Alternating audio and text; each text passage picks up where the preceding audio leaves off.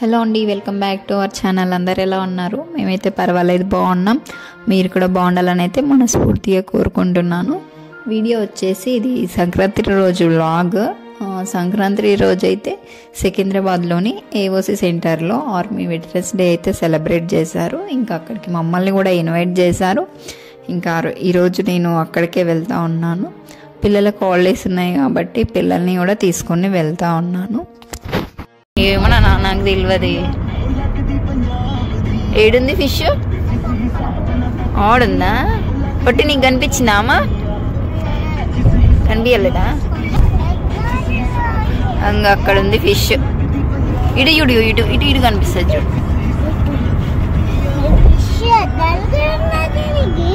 అద్దాలు కూడా ఉన్నాయి.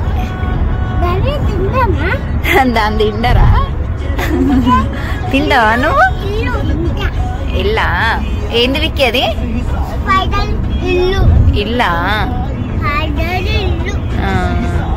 హాయ్ చెప్పటమ్మా ఇక్కడ. Hi hi.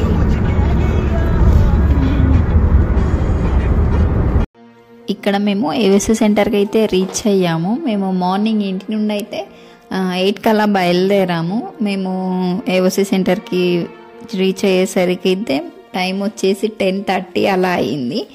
10కే స్టార్ట్ అని చెప్పారు ప్రోగ్రామ్, కాకపోతే కొద్దిగా లేట్ అయింది. మేము కరెక్ట్ టైంకే వెళ్ళాము. మేము వెళ్ళిన తర్వాత ఒక హాఫ్ అన్ అవర్లో అయితే ప్రోగ్రామ్ అయితే స్టార్ట్ అయిపోయింది. కార్ అయితే పార్కింగ్ చేసేసి ఇంకా మెల్లగా నడుచుకుంటూ అయితే వెళ్తూ ఉన్నాము. ఇక్కడ వీడియోలో చూస్తున్నారు కదా, ఇక్కడనే వెటరన్స్ డే సెలబ్రేషన్ అయితే జరుగుతూ ఉంది. వీడియో అయితే కంటిన్యూగా చూడండి. మేము లోపలికి వెళ్ళిన తర్వాతకైతే మా డీటెయిల్స్ తీసుకున్నారు. వచ్చిన ప్రతి ఒక్కరి దగ్గర అయితే ఈ విధంగా అయితే డీటెయిల్స్ తీసుకుని ఇంకా మాకు లంచ్ కోసం అయితే టోకెన్స్ కూడా ఇచ్చారు. ఆ తర్వాతకి నాకు మాత్రమే ఒక క్యాప్ కూడా ఇచ్చారు. మీరు వీడియోలో చూస్తే తెలుస్తుంది.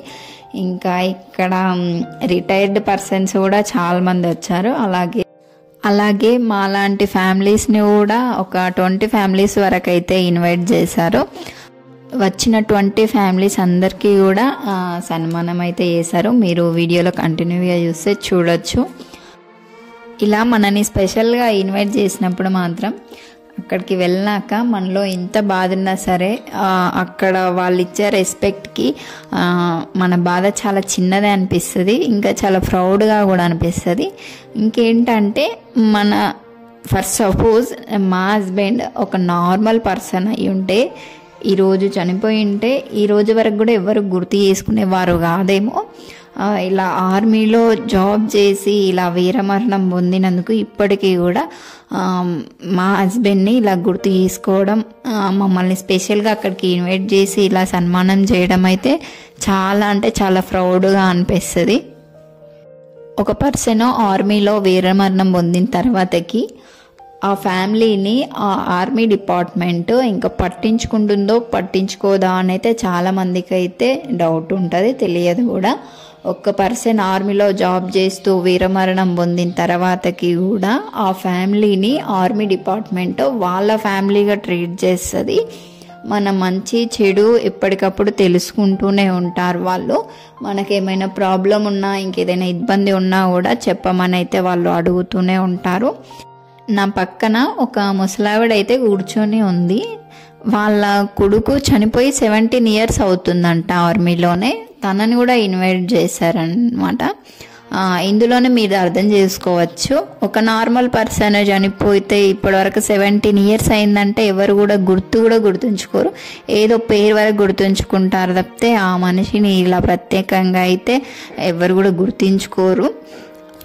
వాళ్ళ కొడుకు 17 years అవుతుంది చనిపోయి, అయినా కూడా ఇప్పటికి కూడా తనని ఇలాంటి సెలబ్రేషన్స్కి ఇలా ఇన్వైట్ చేసి ఆమెనైతే ఈ విధంగా అయితే సన్మానం అయితే చేస్తూ ఉన్నారంటే చాలా గొప్ప విషయమే అనుకోవాలి. తన కొడుకు దేశం కోసం ప్రాణత్యాగం చేసినందుకు తన ఫ్యామిలీని ఈ రోజు వరకు కూడా గుర్తు ఉంచుకొని వాళ్ళని ఈ విధంగా గౌరవించడం చాలా అంటే చాలా గ్రేట్ అనుకోవాలి. ఆర్మీలో ఇలాంటి రెస్పెక్ట్ ప్రతి ఒక్క అమర జవాన్ ఫ్యామిలీస్కి అయితే ఉంటుంది. చాలా వరకు ఆర్మీ జాబ్ అంటే అక్కడ డ్యూటీలో వీళ్ళు చనిపోతారు అని అనుకుంటారు, ఆ విధంగానే ఆలోచిస్తారు. నాకు మా ఆయనతో మ్యారేజ్ ఫిక్స్ అయిన తర్వాత కూడా నాకు చాలామంది కూడా చెప్పారు, ఆర్మీ జాబ్ ఉన్న వాళ్ళని చేసుకోవడం అంత సేఫ్ కాదు, వాళ్ళు ఎప్పుడు ఎలా ఉండేది తెలియదు, ఇంకా ఎప్పుడు చనిపోతారో కూడా తెలియదు, వాళ్ళని మ్యారేజ్ చేసుకోవద్దు అని అయితే నాకు చాలామంది చెప్పారు. కాకపోతే నేను వాళ్ళ ఎవరి మాటలు కూడా పట్టించుకోలేదు. నాకు చిన్నప్పటి నుండి కూడా ఇలా డిపార్ట్మెంటల్ జాబ్స్ అంటే చాలా ఇంట్రెస్ట్. ఆ ఇంట్రెస్ట్తోనే నేను మా ఆయనతో మ్యారేజ్ అయితే ఫిక్స్ చేయించుకొని ఈ మ్యారేజ్ చేసుకోవడం అయితే జరిగింది. నాకు మ్యారేజ్ అవ్వకముందు ఆర్మీ డిపార్ట్మెంట్ గురించి ఏమాత్రం తెలీదు. అక్కడ వీళ్ళు గన్తో డ్యూటీ చేస్తారనే విషయం తప్పితే నాకు ఏ విషయం కూడా తెలియదు. మా ఆయనను మ్యారేజ్ చేసుకున్న తర్వాతకి నేను ఒక్కో విషయం తెలుసుకున్నాను. ఇంకా మా ఆయన చనిపోయిన తర్వాతకి ఇంకొన్ని విషయాలు కూడా తెలుసుకున్నాను. నాకు మొత్తం తెలుసు అని చెప్పాను, కానీ చాలా వరకు అయితే నేను మా ఆయనను మ్యారేజ్ చేసుకున్న తర్వాతకి నేను ఈ ఆర్మీ డిపార్ట్మెంట్ గురించి అయితే తెలుసుకున్నాను. అక్కడికి వెళ్ళి కూర్చున్న తర్వాతకి మా పిల్లలు నన్ను కొన్ని క్వశ్చన్స్ వేశారు. వాళ్ళు వేసిన క్వశ్చన్స్కి నాకు ఏం సమాధానం చెప్పాలన్నా కూడా అర్థం కాలేదు. ఇక్కడ డ్యూటీలో ఉన్న కొందరు ఆర్మీ పర్సన్స్ అయితే మీకు కనిపిస్తున్నారు కదా, వాళ్ళని చూసి మా పిల్లలు మమ్మీ మన డాడీ కూడా వస్తాడా, ఇందులో మన డాడీ ఉన్నాడా అని అయితే నన్ను అక్కడికి వెళ్ళిన తర్వాత వీళ్ళని క్వశ్చన్ చేశారు. నేను వాళ్ళకి ఏం చెప్పాలో కూడా అర్థం కాలేదు, అలాగే సైలెంట్గా ఉండిపోయాను. ఇంకా వీళ్ళు 1-2 సార్లు అన్నట్టుగా నన్ను మళ్ళీ అడుగుతూనే ఉన్నారు, మమ్మీ మన డాడీ వస్తాడా, మన డాడీ ఎక్కడున్నాడు చెప్పు అనేసి. పిల్లలు ఈ విధంగా అడుగుతున్నప్పుడు మాత్రం చాలా అంటే చాలా బాధ వేసింది. వాళ్ళకి ఏం సమాధానం చెప్పలేకపోయాను నేనైతే. ఆ దేవుడు వీళ్ళ డాడీని మంచి పేరు ఇచ్చే 30 years కావాలా నీకు, లేకుంటే సంతోషంగా బ్రతికే 100 years కావాలా అని అడిగితే 30 years కావాలని అడిగి ఉంటాడు. అందుకే ఈ విధంగా జరిగిందేమో అని అయితే నేను ఎప్పుడూ అనుకుంటాను. ఆయన ఈ విధంగా వీరమరణం పొందడం మాకు చాలా ప్రౌడ్గా అనిపిస్తుంది. అలాగే ఆయన మా మధ్యన లేడు అనే బాధ లోటు మాకు ఎప్పటికీ కూడా తీరనిదే. వీళ్ళ డాడీ చనిపోయి 1.5 year అవుతుంది. ఇప్పటికి కూడా మా పిల్లలు గుర్తు చేస్తూనే ఉంటారు ఇంకా కూడా, మమ్మీ డాడీ ఎప్పుడు వస్తాడు, డాడీకి కాల్ చెయ్యి అని. అలా అడిగిన ప్రతిసారి కూడా మనసుకు చాలా కష్టంగా అనిపిస్తుంది. వాళ్ళకు ఏం సమాధానం చెప్పాలో అర్థం కాదు. పిల్లలు ఈ విధంగా అడిగిన ప్రతిసారి కూడా నేను వాళ్ళకు చెప్పేది ఒకటే, మీరు మంచి చదువుకొని పెద్దయ్యాక మీ డాడీ ఖచ్చితంగా వస్తాడు నాన్న అని అయితే నేను ప్రతిసారి కూడా ఇదే విధంగా అయితే చెప్తూ ఉంటాను. మా పిల్లలను ఈ ఇద్దరిని కూడా తీసుకెళ్ళడం ఇదే ఫస్ట్ టైం. ఎప్పుడు వెళ్ళినా కూడా ఒకేదాన్నే వెళ్ళేదాన్ని, ఒక్కోసారి అయితే పాపని తీసుకువెళ్ళేదాన్ని. ఇంకా హాలిడేస్ ఉన్నాయి కాబట్టి ఇద్దరిని కూడా తీసుకొని వెళ్ళాను. ఆ తర్వాతకి ఇక్కడ ఆఫ్టర్నూన్ లంచ్ కూడా ఇక్కడనే చేసాం మేము. లంచ్ చేసిన తర్వాతకి టీ స్నాక్స్ కూడా ఇచ్చారు. ఇంకా టీ అయితే తాగలేదు, స్నాక్స్ తీసుకొని అయితే బయలుదేరాము. కార్లో పిల్లలు తింటారు కదా అనేసి అయితే. నేను ఇందాక చెప్పాను కదా 20 families వరకు ఇన్వైట్ చేశారు అనేసి అయితే. మేము లంచ్ చేసేటప్పుడు అందరం కూడా కలిసి కూర్చొని మాట్లాడుకున్నాం కొద్దిసేపు.